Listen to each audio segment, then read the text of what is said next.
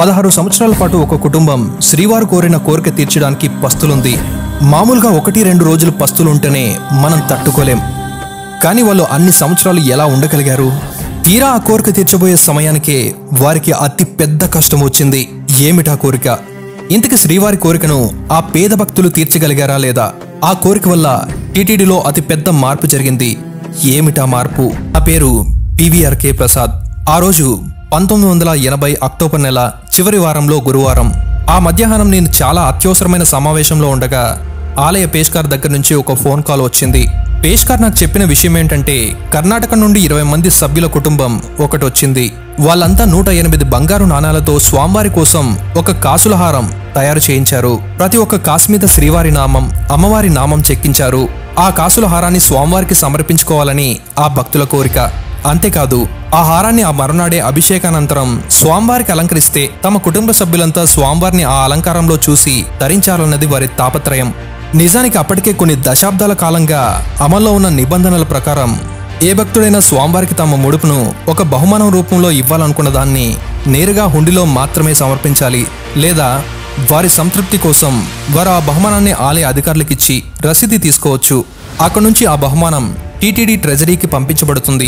అలా కాక ఎవరైనా భక్తులు తాము తెచ్చిన బహుమానాన్ని స్వామివారికి అలంకరింపజేయాలని కోరుకున్నట్లయితే వారు ఆ బహుమానం విలువకు సమానమైన సొమ్మును దేవస్థానానికి చెల్లించాల్సి ఉంటుంది. పాతకాలంలో రాజులు, జమీందారులు, ఇతర సంపన్నులు తరచూ ఇలాంటి బహుమానాలు తీసుకొచ్చి శ్రీవారికి అలంకరింపజేయాలని పట్టుబడుతుండే నేపథ్యంలో ఈ నిబంధనలు ప్రవేశపెట్టినట్లు కనిపిస్తోంది. ఈ నిబంధన గురించి పేష్కార్ అప్పటికే భక్తుల బృందానికి వివరించడం జరిగింది. కానీ వాళ్ళ ఆరాటం, ఆవేదన ఈ నిబంధన వినిపించుకునేలా లేవు. శ్రీనివాసుని ఆదేశాల మేరకే తాము ఈ కాసుల హారం తయారు చేయించి తిరుమలకు వచ్చామని, ఈ ముడుపు తనకు సమర్పించుకోవడంలో ఏదైనా ఇబ్బంది ఉంటే ఎవరినో కలుసుకోవాలని కూడా శ్రీనివాసుడే చెప్పాడని, అతనికి ఏం చేయాలో తోచక నాకు ఫోన్ చేశాడు. నేను సరే 1 గంటలో నేనే అక్కడికి వస్తానులేవయ్యా అని అన్నాను. అలాగే కొండ మీదకి చేరుకున్నాను. ఆ భక్త కుటుంబాన్ని తీసుకొచ్చి పేష్కార్ నాకు పరిచయం చేశారు. కర్ణాటకలోని చిక్కమంగళూరు జిల్లా లక్కపల్లి గ్రామానికి చెందిన ఆ కుటుంబానికి పెద్ద డిఎస్ నాగరాజారావు. ఆయన ఒక ప్రాథమిక టీచర్. తన చిన్న జీతంతోనే తన తల్లిదండ్రుల్ని, చెల్లెలని, తమ్ముళ్ళని, తన కుటుంబాన్ని పోషించాల్సిన పరిస్థితి. పేరుకు కొద్దిగా భూమి ఉన్నా ఇదంతా బీడు పడి ఉండడం వల్ల తనకి వచ్చే ఆదాయం శూన్యం. ఆ నాగరాజారావు చెప్పిన కథ ఇలా ఉంది. 16 సంవత్సరాల క్రితం నాగరాజారావుకి ఒక రాత్రి స్వప్నంలో శ్రీ వెంకటేశ్వరుడు ప్రత్యక్షమై నాకు కాసుల పేరు సమర్పించుకుంటావా అని అడిగాడు. దాన్ని నాగరాజారావు పెద్దగా పట్టించుకోలేదు. ఒకరోజు గడిచాక ఉదయాన్నే ఎవరో భక్తులు తన ఇంటికి వచ్చి తిరుపతి ప్రసాదం ఇచ్చి వెళ్ళిపోయారు. వెంటనే నాగరాజారావుకి ఆ ముందు రోజు రాత్రి కల జ్ఞాపకం వచ్చింది. దాంతో కుటుంబ సభ్యులందరినీ సమావేశపరిచి ఈ విషయం చర్చించాడు. ఏం చేద్దాం అంటూ అందరూ ముఖాముఖాలు చూసుకున్నారు. ఎందుకంటే ఆ ఇంట్లో ప్రతి ఒక్కరికి శ్రీనివాసుని ఉనికి పట్ల విశ్వాసం. కానీ స్వామివారికి 108 కాసుల పేర్లు సమర్పించుకునేంత స్తోమత వాళ్ళకి లేదు. కనీసం ఒక బంగారు కాసు చేయించే శక్తి కూడా లేదు. ఏం చేయాలో తేల్చుకోలేక తర్వాత చూద్దాంలే అంటూ ఆ విషయాన్ని అప్పటికి వాయిదా వేశారు. ఆ రోజు రాత్రి మళ్ళీ నాగరాజారావుకి స్వప్నంలో స్వామివారు సాక్షాత్కరించారు. మరోసారి తన అభిష్టాన్ని గుర్తు చేశారు. ఈసారి నాగరాజారావు ఈ అంశాన్ని గట్టిగా మనసుకు తీసుకున్నాడు. మర్నాడు కుటుంబ సభ్యులందరినీ కూర్చోబెట్టాడు. జరిగిన సంఘటనలన్నీ నెమరు వేసుకున్నారు. ఒక నిర్ణయానికి వచ్చారు. అదేమంటే రాగి కాసుల హారం తయారు చేయించి అందులో అక్కడక్కడ కొన్ని వెండి కాసులు చేయిద్దామని. మళ్ళీ ఆ రోజు రాత్రి నిద్రలో నాగరాజారావుకి స్వామివారి దర్శనమిచ్చి బంగారు కాసుల పేరు కానుకగా ఇవ్వవా అని మరోసారి నొక్కి చెప్పారు. దాంతో నాగరాజారావు తట్టుకోలేకపోయాడు. ఆ రాత్రి ఇంక నిద్ర పట్టలేదు.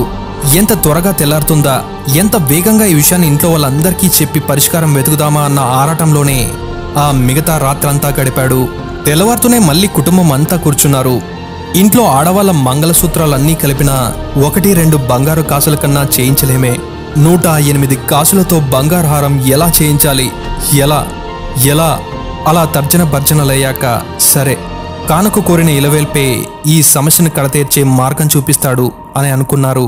ఆ రోజు నుంచి తమ కుటుంబం అంతా రోజుకు ఒక్కసారి భోజనం మానేసి అందువల్ల మిగిలే ఖర్చు శ్రీవారి బంగారు కాసుల కోసం ఆదా చేయాలన్నదే వారు తీసుకున్న నిర్ణయం.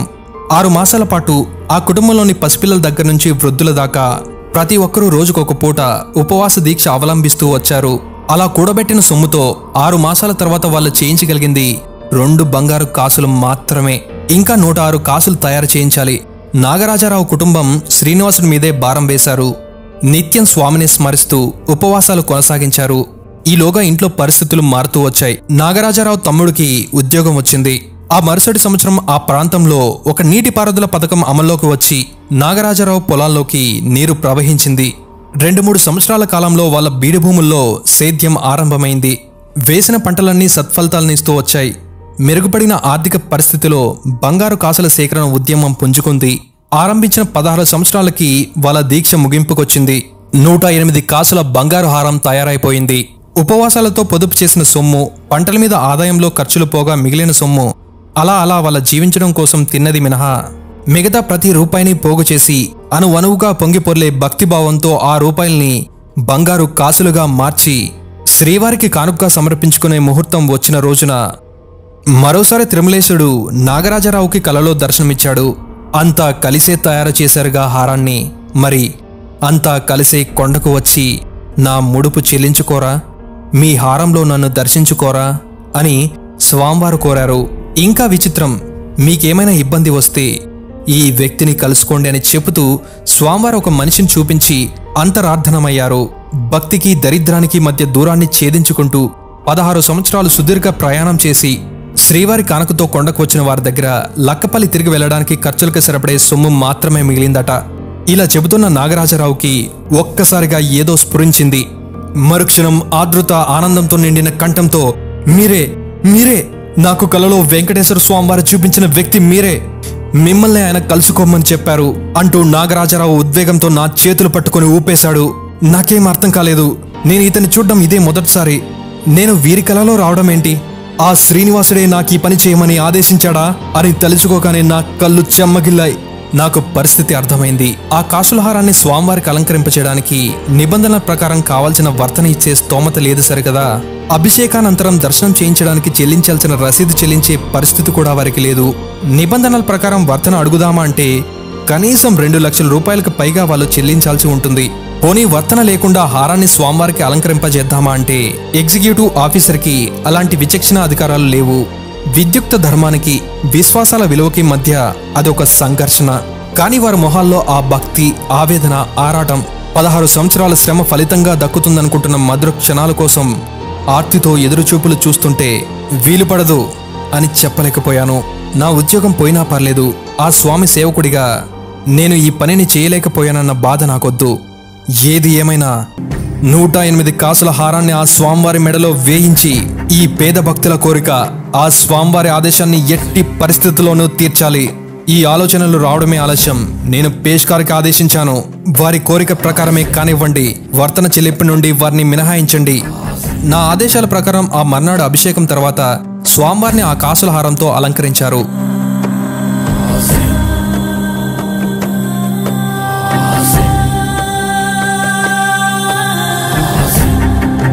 ఆ కుటుంబమంతా గోవింద అనుకుంటూ తనివితీరా స్వామిని వీక్షించారు.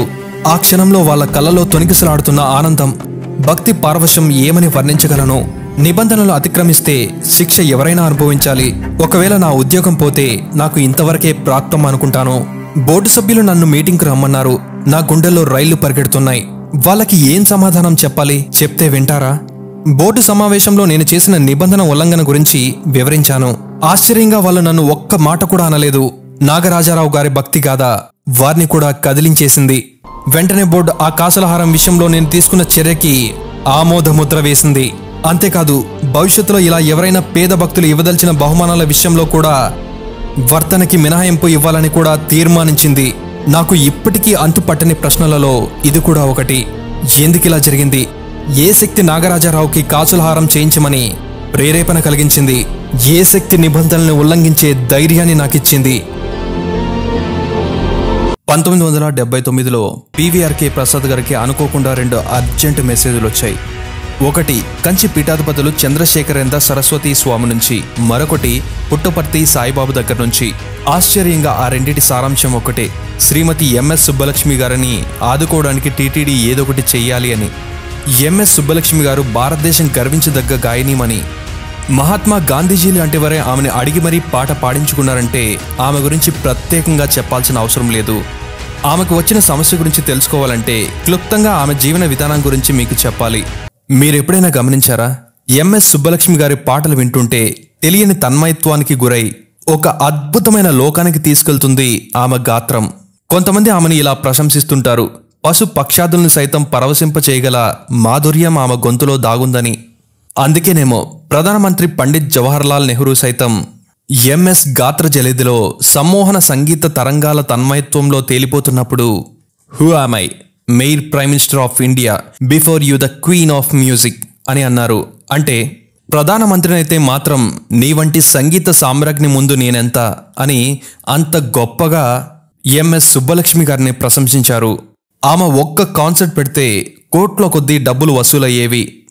ఎంత డబ్బులు వచ్చినా ఆమె ఆ డబ్బుల్ని ఏ రోజు ఆశించలేదు. తనకొచ్చిన దాంట్లో దాదాపు మొత్తాన్ని సేవలకి, ధార్మిక సంస్థలకి రాసిచ్చేది. ఏదైనా కాన్సర్ట్లో పాడడం, డబ్బులు డొనేట్ చేయడం, మరో కాన్సర్ట్లో పాడడం, డబ్బులు డొనేట్ చేయడం, ఇది మాత్రమే ఆమెకు తెలిసింది. ఆమె భర్త సదాశివం కూడా అదే బాటలో నడిచేవారు. ఆఖరికి వారికి ఎలాంటి పరిస్థితి ఏర్పడిందంటే ఆర్థిక ఇబ్బందుల వల్ల ఒక్కసారిగా సదాశివం కుటుంబం మద్రాసులోని కల్కి ఎస్టేట్లోని తమ బంగ్లాని అమ్మేసి వల్లువారు కొట్టం దగ్గర ఒక చిన్న అద్దె ఇంట్లోకి వెళ్లిపోవాల్సి వచ్చింది. సదాశివం నడుపుతున్న కల్కి పత్రిక అప్పటికే నష్టాల్లో నడుస్తుండడంతో దాన్ని మూసేయడం జరిగింది. రకరకాల బకాయిలు వదిలించుకునే క్రమంలో వారి ఆస్తులు అమ్ముకోవాల్సి వచ్చింది. ఇదంతా తెలుసుకున్న పీవీఆర్కే ప్రసాద్ గారి మనసు ఆవేదనతో తల్లడిల్లిపోయింది. నిజానికి ఆమె కావాలనుకుంటే ఆమె కుటుంబానికి సాయం చేయడానికి ముందుకొచ్చే సంగీత అభిమానులు కొన్ని లక్షల మంది ఉంటారు. కానీ అలాంటి సహాయం ఆశించి స్వీకరించే మనస్తత్వం ఎంఎస్ సుబ్బలక్ష్మి గారికి కానీ సదాశివుకి కానీ ఏమాత్రం లేదు. వారికి వారి ఆత్మగౌరవం అంత ముఖ్యం. మరి ఎవ్వరిని డబ్బులు అడగరు. ఒకవేళ పడి ఎవరైనా ఇచ్చినా అస్సలు తీసుకోరు. కానీ వారికి సహాయం చేయాలి, ఎలా? ఇవన్నీ ఆలోచిస్తే నాకు తల ప్రాణం తోక్కొచ్చినట్లయింది. ఈ ఆలోచనలు నన్ను నిలవనీయలేదు. ఏదో చేయాలి, ఏదో చేయాలి. ఎలా చేయాలి, ఎలా? ఇక ఈ చిక్కుముడికి సమాధానం ఆ స్వామివారే తెలియజేయగలరని భావించాను. ఆ రోజు సాయంత్రం కొండకు వెళ్ళి స్వామి ముందు నిలబడి, స్వామి, నా పెరుమాల్లో అంటూ నిత్యం నిన్నే గాత్రంతో అర్చించిన ఆ విశ్వగాయనికి సహాయపడలేవా స్వామి అని ఆయన ముందే ప్రశ్న ఉంచి గుడి బయటికి వచ్చాను.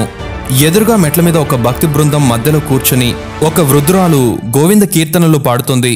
ఆ బృందంలో అందరూ తన్మయత్వంలో తాళం వేస్తున్నారు. అంతే, నాకు తెలిసిపోయింది ఏం చేయాలో, ఎలా చేయాలో అని.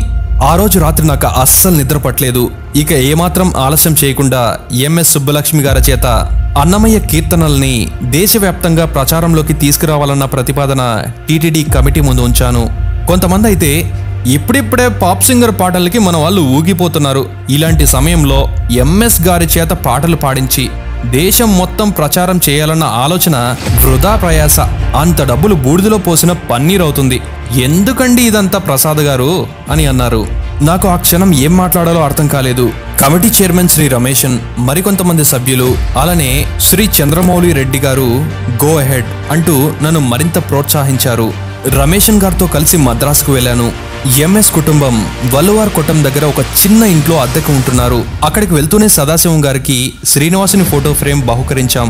నేను ఈ ప్రాజెక్ట్ గురించి చెప్పగానే మొదట సదాశివం ఉత్సాహపడిపోయారు.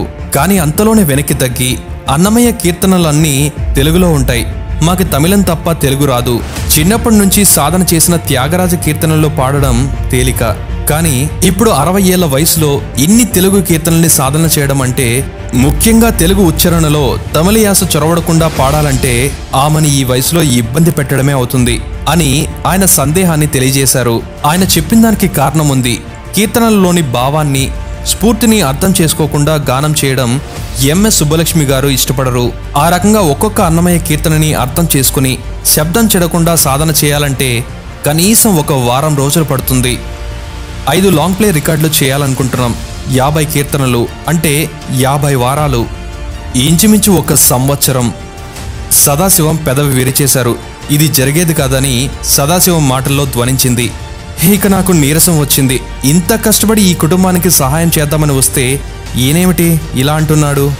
అలాని ఏదో మీకు సహాయం చేయాలనే ఈ కార్యక్రమం చేపడ్డామని బాహాటంగా చెప్దామా అంటే మొదటికే మోసం రావచ్చు. కంచి స్వామీజీ చెప్పిన మాటలు నాకు గుర్తుకు వస్తూనే ఉన్నాయి. కానీ ఇవన్నీ ఒప్పించడం ఎలా? ఇక ఆ శ్రీనివాసుడే ఏదో ఒకటి చేయాలని ఆయన్నే మనసులో తలుచుకున్నా. అంతలోనే ఎంఎస్ సుబ్బలక్ష్మి గారు అక్కడికి వచ్చారు. మేం బహుకరించిన శ్రీనివాసుని పటాన్ని చూసి, పెరుమాల్, ఎనక్కాగా నింగలే వందతీలా అని ముచ్చట పడిపోతూ అన్నారు. అంటే శ్రీనివాస నా కోసం తమరే వచ్చేసారా అని అర్థం వస్తుంది. అలా ఆమె పరవశించిపోతూ కొద్ది క్షణాలు ధ్యానంలోకి వెళ్ళిపోయారు. ఆ తర్వాత నేను మా అన్నమాచార్య ప్రాజెక్ట్ ఆఫీసర్ కామిశెట్టి శ్రీనివాసులు శెట్టిని భాష, భావం, తెలుగు నుడికారం ఆమెకి నేర్పించడానికి నియమిస్తానని సదాశివంకి హామీ ఇచ్చాను. అప్పుడు ఎంఎస్ సుబ్బలక్ష్మి గారు ఆ మాటలు వింటూనే తమిళంలో అన్నారు, ఆ శ్రీనివాసుని కోసం ఎంత కష్టమైనా సాధన చేస్తాను, ఒప్పుకోండి అని సదాశివంతో అన్నారు. హమ్మయ్య అని ఊపిరి పీల్చుకున్నాను. చివరిగా ఆమె సాధన చేయాల్సిన అన్నమయ్య కీర్తనల్ని 3 ఎల్పీలకు పరిమితం చేస్తూ మిగతా 2 ఎల్పీల మీద గణేశ పంచరత్నం, మధురాష్టకం, గీతా గోవిందం, నామరామాయణం, హనుమాన్ చాలీస, లక్ష్మీ అష్టోత్తరం, శ్రీ వెంకటేశ్వర కరావలంబ స్తోత్రం, గోవిందాష్టకం, కనక దారాస్తవం, దుర్గా పంచరత్నం, రంగనాథ గద్యం, ద్వాదశ స్తోత్రం, శిష్టాష్టకం రికార్డులు చేయించాలని నిర్ణయించాం. అలా ఆదిశంకర, రామానుజాచార్య, మధ్వాచార్యులతో పాటు ఇతర ఆచార్యుల విరచిత స్తోత్రాలని వచ్చేలా చూసాం. అంతా బాగుంది. కానీ చివరికి ఆదాయం గురించి చర్చించే విషయంలో ఎంఎస్ సుబ్బలక్ష్మి గారు అస్సలు ఆసక్తి చూపించలేదు. పెరుమాళ గురించి గానం చేయడమేమిటి, ఆదాయం గురించి చర్చించడమేమిటి అని ఆమె వెంటనే తప్పుకునేశారు. సదాశివం కూడా ఈ విషయంపైన మాట్లాడడానికి చాలా ఇబ్బంది పడ్డారు. ఇదేమిటి ఇలా జరిగింది, అసలు విషయం వారికి సహాయం చేయడం కదా, ఈ ప్రాజెక్ట్ మీకోసమే చేస్తున్నామని చెప్తే ఎవరి దయా దాక్షిణ్యాల మీద మేము ఆధారపడము అని అంటారని భయమేసింది. ఇక మళ్ళీ ఆ స్వామిని ఇబ్బంది పెట్టక తప్పలేదు. చివరిగా ఇక ఒప్పందం కుదిరింది. రికార్డింగ్ ఖర్చులన్నీ హెచ్ఎంవి కంపెనీ భరిస్తుంది. 7 లక్షల రూపాయలని ఎంఎస్ సుబ్బలక్ష్మి గారి పేరు మీద బ్యాంక్లో టీటీడీ డిపాజిట్ చేస్తుంది. దాని మీద వచ్చే నెల నెలా వడ్డీ ఎంఎస్ సుబ్బలక్ష్మి గారికి జీవితాంతం చెందుతుంది. ఆమె తదనంతరం అది టీటీడీకి చెందుతుంది. అయితే ఎంఎస్ సుబ్బలక్ష్మి గారి సలహా మేరకు మార్పు చేశాం. సుబ్బలక్ష్మి గారి పేరు మీద 4 లక్షలు, సదాశివం పేరు మీద 2 లక్షలు, ఎంఎస్తో కలిసి ప్రాజెక్టులో పాల్గొంటున్న ఆమె కుమార్తె రాధా పేరు మీద 1 లక్ష టీటీడీ జాయింట్ ఫిక్స్డ్ డిపాజిట్లుగా బ్యాంక్లో వేసేటట్లు అంగీకారం కుదిరింది. ఆయా డిపాజిట్ల మీద వచ్చే నెలవారీ వడ్డీ అంతా వారికి జీవితాంతం అందుతాయి. అంతా అయిపోయాక ఎవరో అన్నట్లు పాప్ సింగర్లు దూసుకుపోతున్న తరుణం ఇది. మరి ఇలాంటి సమయంలో ఎంఎస్ సుబ్బలక్ష్మి గారి పాటలు వింటారా లేదా అన్నది ఒక చిన్న సందేహం. టీటీడీ వారిని ఒప్పించి ఇంత చేశాక ఎల్పీలకు ఆదరణ రాకపోతే దానికి కారణం నేనే అనేవాళ్ళు లెక్కపోలేదు. కానీ నాకు నమ్మకం ఆ శ్రీనివాసుడు ఆదేశించిన పనికి తిరిగేముంటుంది. తిరుమల తిరుపతి దేవస్థానాల పేరుకి ఎంఎస్ సుబ్బలక్ష్మి గారి కీర్తి ప్రతిష్టలు జోడించి సదాశివం చేసిన ప్రచారం ఫలితంగా చిట్ట చివరి ఎల్పీ రిలీజ్ అయ్యే సమయానికే 10 లక్షల రాయల్టీని టీటీడీ సంపాదించింది. అంటే డిపాజిట్లుగా వేసిన 7 లక్షల రూపాయలకి మించిన ఆదాయం మొదటి ఏన్నర్థంలోనే టీటీడీ ఆర్జించింది. ప్రతి ఇంట అవే పాటలు మారుమోగడం మొదలైంది. మరో విధంగా ఇప్పటి పరిభాషలో చెప్పాలంటే సాంగ్స్ అన్ని బిగ్గెస్ట్ సెన్సేషనల్ అయ్యాయి. ఆదాయంతో పాటు ఎంఎస్ సుబ్బలక్ష్మి గారి గాత్రంతో అన్నమయ్య కీర్తనల్ని దేశ విదేశాల్లో ప్రచారంలోకి తీసుకురాగలిగింది టీటీడీ. అంతేకాకుండా ఎంఎస్ సుబ్బలక్ష్మి గారి కుటుంబాన్ని ఆదుకున్నట్లయింది. ఇప్పటికీ ఆ బాలాజీ పంచరత్నమాల మనం వింటూనే ఉంటాం. తెల్లవారెప్పుడు కౌసల్య సుప్రజ రామ పూర్వ సంధ్య ప్రవర్తతే అన్న పాట మన నిద్రని మేల్కొల్పుతుంది. అలానే శ్రీరామనవమికి రామ రామ జయ రాజారాం, రామ రామ జయ సీతారాం అన్న పాట వినకపోతే మనకి అసంపూర్ణంగా ఉంటుంది. ఇక హనుమాన్ జయంతికి అయితే రామ లక్ష్మణ జానకి జై బోలో హనుమానికి అలా ఇవి మాత్రమే కాదు, విష్ణు సహస్రనామం, భజగోవిందం, దేవదేవం భజే అని మరెన్నో జీవితంలో మన మదిలో నిలిచిపోయే అద్భుతమైన పాటల్ని ఆమె పాడారు. ఆ పాటల లింక్స్ డిస్క్రిప్షన్లో ఇచ్చాం. మీరు కూడా ఆ పాటల్ని విని ఆనందించండి. పీవీఆర్కే ప్రసాద్ గారు అన్నట్లు నాహంకర్త హరిహి కర్త, చేసేది చేయించేది ఆ శ్రీనివాసుడే అయినా ఈ కార్యాన్ని సమర్థవంతంగా చేయగలిగిన తెలివితేటలు పీవీఆర్కే గారి దగ్గర ఉన్నాయి. అందుకేనేమో ఆ శ్రీనివాసుడే ఆయన్ని నియమించుకున్నాడు. బహుశా శ్రీనివాసుని అనుగ్రహం కోసమే ఆ భక్తుడు తన జీవితంలోని ఆఖరి నిమిషాలలో ప్రాణాన్ని ఉగ్గపట్టుకొని వేచి చూస్తున్నాడు. కళ్ళు మూసుకుపోతున్నాయి, మాట సరిగా రావడం లేదు. ఇంకా ఎక్కువసేపు ఆయన తన ప్రాణాన్ని నిలుపుకోలేడేమో. గోవిందా, నీకోసమే నిరంతరం శ్రమించిన ఆ భక్తుణ్ణి నిర్లక్ష్యం చేస్తున్నావా? ఇంతకీ ఎవరా భక్తుడు? ఆయనని ఆ గోవిందుడు అనుగ్రహించడా లేదా?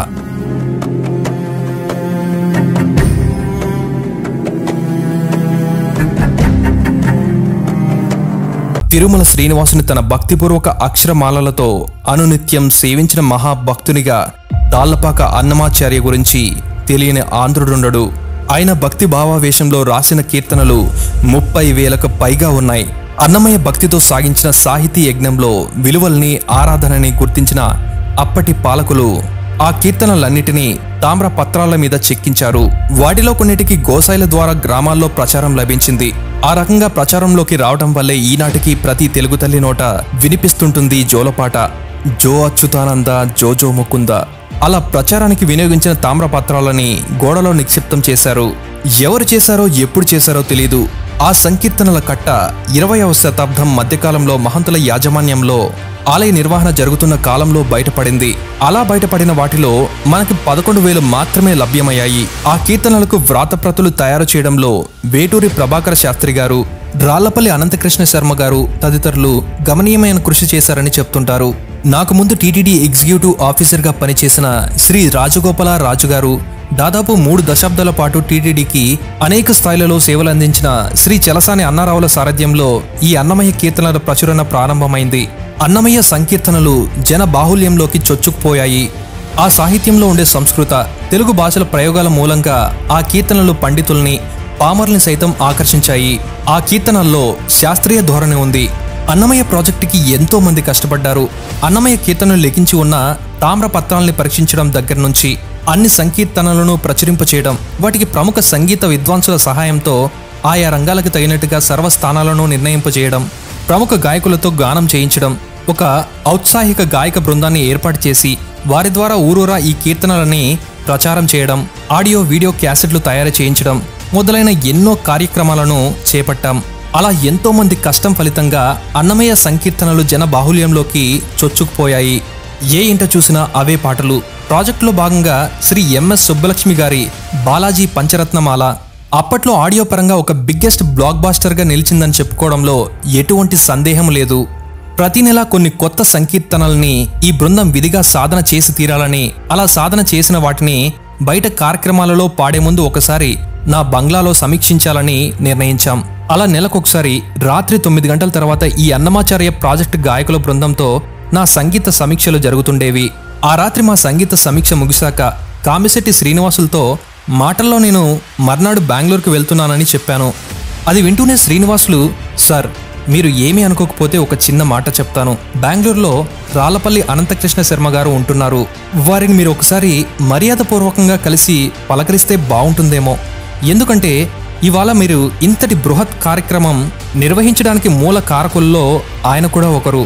రాగరేకుల మీద లభ్యమైన కీర్తనలను వ్రాత ప్రతుల్లోకి మార్చడంలోనూ, వాటి తెలుగు నుడికారాన్ని స్పష్టంగా గుర్తించి ఇప్పటి తెలుగులోకి అన్వయించడంలోనూ, ఆ కీర్తనల్లోని వైశిష్ట్యాన్ని అధ్యయనం చేసి వెలుగులోకి తీసుకురావడంలోనూ ఇలా అనేక సంవత్సరాల పాటు అన్నమాచార్యుని కీర్తనల మీద అవిశ్రాంతంగా కృషి చేసిన మహాపురుషుల్లో శ్రీ రాళ్లపల్లి అనంతకృష్ణ శర్మ గారు ఒకరు. వారితో పాటు ఈ మహత్ కార్యాన్ని సాగించిన వేటూరి ప్రభాకర శాస్త్రి గారికి, వారి సహాయకులకి కూడా ఇతోధికంగా గౌరవ పురస్కారాలు లభించాయి. ఎటువంటి గుర్తింపుకి నోచుకోకుండా మిగిలిపోయిన మహనీయుడు రాళ్లపల్లి వారు అంటూ చెప్పుకొచ్చాడు. వీలైతే కలవడానికి ప్రయత్నిస్తానని నేను చెప్పడంతో రాళ్లపల్లి వారి అడ్రస్ కూడా ఇచ్చి వెళ్లిపోయాడు. అతను వెళ్లిపోయిన దగ్గర నుంచి నాకు మనసు తొలిచేయడం ఆరంభమైంది. అంతకు ముందెన్నడూ నేను రాళ్లపల్లి వారిని కలుసుకోలేదు. వారి పాండిత్య ప్రకర్ష గురించి అస్సలు తెలీదు. కాబట్టి నాకుగా నేను వారి గురించి ఎటువంటి అంచనా వేయలేను. కానీ మనసులో ఆలోచనలు సుడులు తిరుగుతున్నాయి. రాళ్లపల్లి వారి విషయంలో ఎక్కడో ఏదో లోపం జరిగిందన్న అపరాధన భావన అంతరాంతరాలలో నన్ను తొలిచేస్తుంది. ఈ లోపం ఎలా జరిగింది అన్న ప్రశ్న కన్నా దీన్ని ఎలా సవరించాలి అన్న ఆవేదన నా మస్తిష్కాన్ని మదించేస్తుంది. అలా ఎంత సమయం గడిచిందో తెలియదు. ఉన్నట్టుండి అర్ధరాత్రి 1 గంట ప్రాంతంలో ఏదో ఒక దివ్యశక్తి నన్ను ఆవహించినంత ఆవేశం కలిగింది.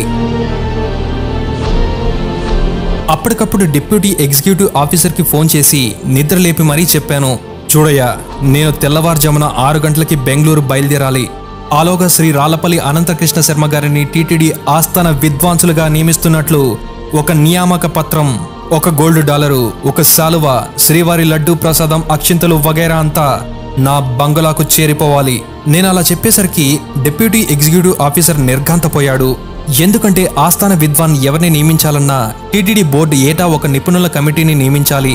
ఆ కమిటీ వారు ఏ ఏ రంగాలలో ఆస్థాన్ విద్వాంసులు ఇంకా నియమించబడలేదో చూసి ఆ రంగాలలో నిష్ణాతుల పేర్లు పరిశీలించి సిఫార్సు చేస్తే ఆ సిఫార్సుని బోర్డు అంగీకరించి నిష్ణాతులకు పంపితే వారు అంగీకారం తెలిపితే అప్పుడు వారికి తిరుమల బ్రహ్మోత్సవాల సదస్సులో మర్యాదలు చేసి ఆస్థాన్ విద్వాంసులుగా నియమిస్తున్నట్టు ప్రకటించాలి. అది నిర్ణీత విధానం. అతను ఈ విధి విధానం గురించి ఏదో మాట్లాడబోతే నేనే వారించాను. అదంతా అలా ఉంచవయ్యా, తెల్లవారేపటికి నేను చెప్పిన విధంగా జరిగిపోవాలి అంటూ ఆదేశించాను. అప్పటికి నా మనసు కుదుట పడింది. మిగతా రాత్రి నిద్ర పట్టింది. టీటీడీ ఉద్యోగుల సమర్థత కారణంగా ఉదయం నేను బయలుదేరే సమయానికి అన్నీ రెడీ అయిపోయాయి. బెంగళూరు వెళ్తూనే ముందుగా శర్మగారింటికి కబురు చేసి ఆ ప్రకారంగా ఆ మధ్యాహ్నం 3 గంటలకి నేను నా భార్య గోపిక కలిసి రాళ్లపల్లి అనంతకృష్ణ శర్మగారింటికి ఆ గౌరవ పురస్కార సరంజామాతో వెళ్ళాం.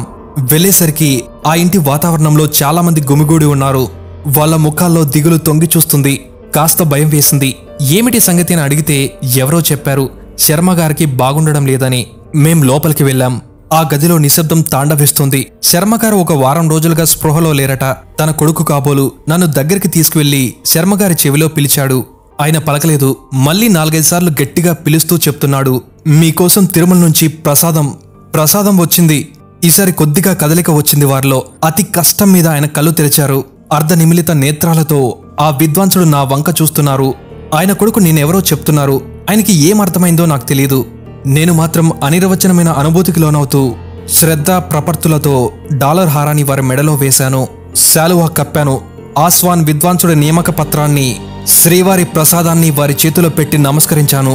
కొడుకులు వారికి కొద్దిగా మెడ ఎత్తి నడుము కింద దిండ్లు అమర్చి వెనక్కి వాలి కూర్చున్న స్థితిలో కూర్చోబెట్టే ప్రయత్నం చేశారు. అప్పుడు గమనించాను, ఆయన కళ్ళు తెరిచి చూస్తున్నారు. ఆ దృష్టి నా మీద లేదు. తన చేతిలోని శ్రీవారి ప్రసాదం మీద, ఆ నియామక పత్రం మీద ఉంది. ఆయన కంటి వెంట బాష్పాలు ఏకధారగా కారుతున్నాయి. పెదములు కదులుతున్నాయి. క్రమంగా నోరు పెగిలింది.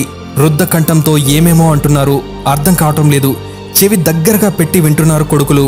చివరికి భక్తి పార్వశంతో వారు అంటుంటే మాకు వినబడిన మాటలు, ఇన్నాళ్లకు నా మీద దయ కలిగిందా స్వామి. ఆ ఆనందానుభూతిలో వారిని ఇంకా ఇబ్బంది పెట్టకూడదనుకున్నాను. మరో 10 నిమిషాల తర్వాత నేను గోపిక మా పని మీద వెళ్ళిపోయాం. మరో 16 గంటల తర్వాత ఆ మర్నాడు ఉదయం నేను గోపిక తిరుపతికి బయలుదేరే హడావిడిలో ఉండగా మా Bengaluru guest house manager news paper తీసుకొచ్చి చూపించారు.